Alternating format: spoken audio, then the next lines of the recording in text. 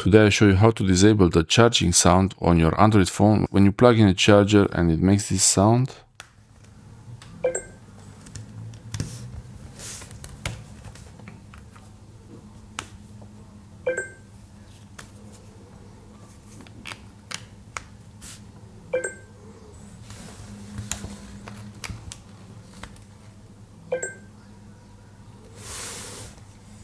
You might want to keep this sound. Actually, maybe it's not too bad to have this sound.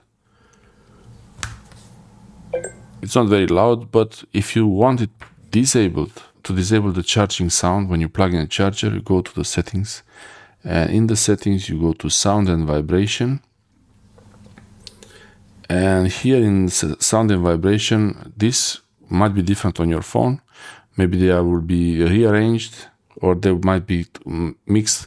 Some settings might be combined together or renamed or in another location, but here what you want to search for is the charging sounds and vibration. Disable that, disable the charging sound and vibration. Now if I plug the charger again, it will still do that kind of wave thing on the screen,